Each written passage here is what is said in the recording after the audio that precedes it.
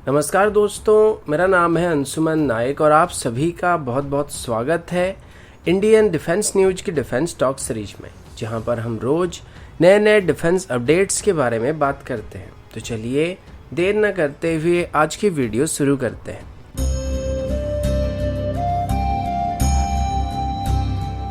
आज की पहली अपडेट एक अननोन मिसाइल को लेकर है, जिसका नाम वेदा बताया जा रहा है और अभी कल इसको लेके ट्विटर में काफ़ी सारा चर्चा चल रहा था। दरअसल इस मिसाइल के बारे में अभी तक कोई बहुत ज़्यादा डिटेल डीआरडीओ की तरफ से ऑफिशियली बताया नहीं गया है, लेकिन डीआरडीओ की चीफ जी सतीश रेड्डी जी के ऑफिस में एक नई मिसाइल की स्केल मॉडल को देखा गया था और तब से इसको लेके चर्चा चल रहा है कि कौन सा मिसाइल होने वाला है।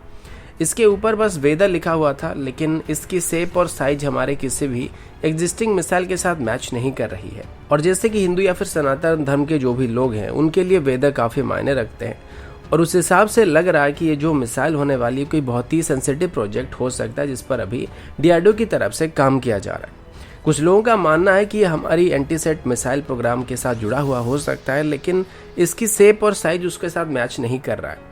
और कुछ लोगों का मानना है कि इसे कुछ हद तक हमारी K4 SLBM के साथ कंपेयर किया जा रहा है और इसकी फर्स्ट और सेकंड स्टेज की जो बूस्टर है उनको K4 मिसाइल से डिराइव किया गया। और कुछ लोगों का ये तर्क है कि मे बी ये हमारी बैलिस्टिक मिसाइल डिफेंस सिस्टम की फेज 2 इंटरसेप्टर प्रोग्राम का एक हिस्सा है और इस पर अभी डीआरडीओ की तरफ से डेवलपमेंट किया जा रहा है, जो कि 5000 किलोमीटर की दूरी से मिसाइल को डिस्ट्रॉय कर सकता है। और डीआरडीओ की तरफ से अभी ऐसे 2 मिसाइल पर काम किया जा रहा है। अभी फिलहाल के लिए क्लियरली पता नहीं चल रहा है कि जो मिसाइल है जिसका स्केल मॉडल अभी डिस्प्ले किया गया था, दिखा गया था, वो कौन सा मिसाइल है। और जब तक डीआरडीओ की तरफ से ऑफिशियली बताया नहीं जाता है, तब तक मुझे लगता है कि एक मिस्ट्री ही रहने वाली है।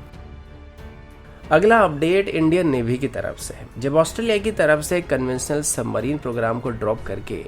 न्यूक्लियर सबमरीन को हासिल करने का फैसला किया गया, तो तब से भारत की न्यूक्लियर मिसाइल को लेकर काफी सारा चर्चा चल रहा है। और अभी हम इंडियन नेवी की न्यूक्लियर सबमरीन रिक्वायरमेंट के बारे में बात करने वाले हैं कि असल में इंडियन नेवी को कितनी न्यूक्लियर सबमरीन की जरूरत पड़ने वाली है। अभी भारत के पास कोई भी न्यूक्लियर पावर अटैक सबमरीन मौजूद नहीं है। जो आखिरी न्यूक्लियर अटैक सबमरीन हमारे पास मौजूद था उसको हमने रशिया से लीज पर ले रखा था, जिसका नाम माइनस चक्र था। उसको अभी रशिया को वापस कर दिया गया और अगेन 2025 के बाद रशिया की तरफ से एक और न्यूक्लियर सबमरीन को हमको दिया जाएगा और इसको लगभग 10 साल के लिए लीज पर लिया जाएगा। और उसके साथ ही एक और SSN को भी यहाँ पे रशिया से लीज पर लेने के लिए बातचीत कर रहा है, जो कि 2026 के आसपास भारत को डिलीवर किया जा सकता है।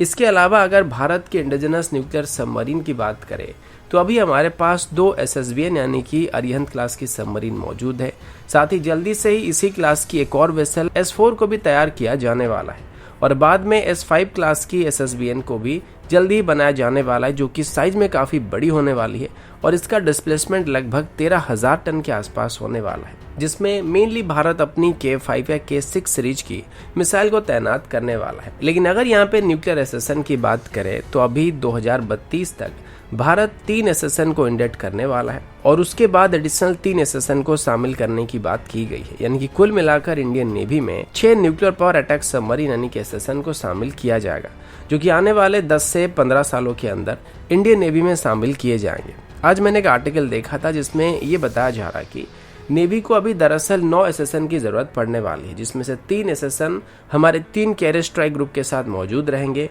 3 हमारे SSBN को गार्ड करने वाले हैं और 3 लॉन्ग रेंज की मैरीटाइम बॉर्डर या डीप इंडियन ओशन रीजन में डिप्लॉय किए जाएंगे। जहां तक बात रही कैरियर स्ट्राइक ग्रुप के साथ एक SSN मौजूद होने की, तो ये तो काफी जरूरी है, लेकिन हम हमेशा अपने न्यूक्लियर SSBN के साथ 3 SSN को डिप्लॉय करके नहीं रख सकते, क्योंकि SSBN को सीक्रेटली किसी लोकेशन में डिप्लॉय किया जाता है और इसको सिर्फ जरूरत पड़ने पर ही न्यूक्लियर मिसाइल को लॉन्च करने के लिए इस्तेमाल किया जाता है। और ये सिचुएशन बहुत ही रेयर कंडीशन में राइज होने वाला है, जिस वजह से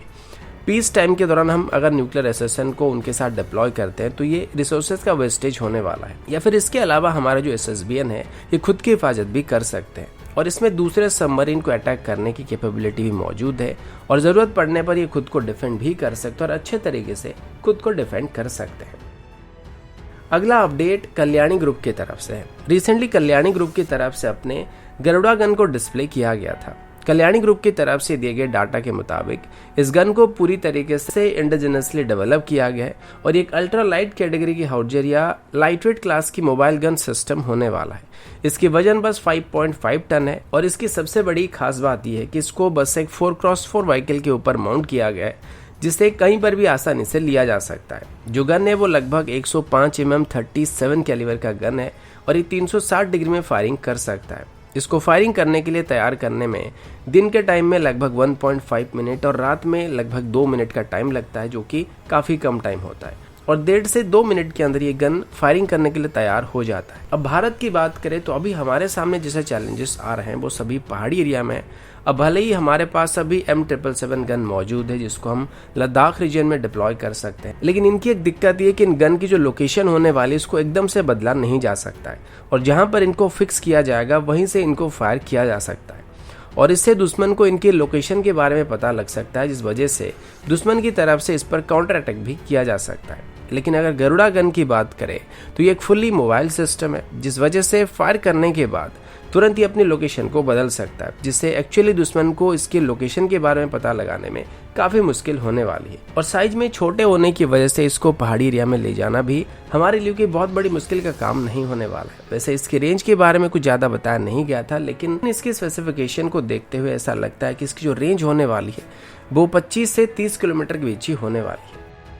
अगला अपडेट PL-15 मिसाइल को लेके, जिसको चाइना का सबसे एडवांस मिसाइल कहा जा रहा है और इसको लेके पाकिस्तानियों को काफ़ी गर्व रहता है कि इस मिसाइल के आने के बाद वो इंडियन एयरफोर्स के रफेल को काउंटर कर सकते हैं, क्योंकि इसको पाकिस्तानी एक्सपर्ट्स की तरफ से मिट्योर मिसाइल का काउंटर बताया जा रहा है। अब हालांकि ये बात सबको पता है कि एक कन्वेंशनल डुअल पल्स मोटर कभी भी एक रैमजेट मिसाइल की परफॉर्मेंस को मैच नहीं कर सकता है, लेकिन जब हम पाकिस्तानी एक्सपर्ट्स की बात करते हैं तो हम लॉजिक की बात क्यों कर रहे हैं। अभी तक PL-15 मिसाइल की रेंज को लेके काफ़ी सारे स्पेकुलेशन चल रहे थे और नेट पर इसकी रेंज को लेके काफ़ी सारे फिगर सामने आ चुके हैं। सबसे पहले बताया गया था कि इसकी रेंज 400 किलोमीटर तक होने वाली है, फिर कुछ दिन बाद इसको 300 किलोमीटर बताया गया था और कुछ महीने पहले इसको बताया गया था कि इसकी जो रेंज होने वाली है वो लगभग 200 किलोमीटर के आसपास होने वाली है। लेकिन अगेन, जैसे कि अभी तक चाइना की तरफ से इसकी ऑफिशियल स्पेसिफिकेशन को कहीं पर भी पब्लिश नहीं किया गया था, तो ये क्लियर नहीं हो रहा था कि PL-15 मिसाइल की एक्चुअल रेंज कितनी होने वाली है।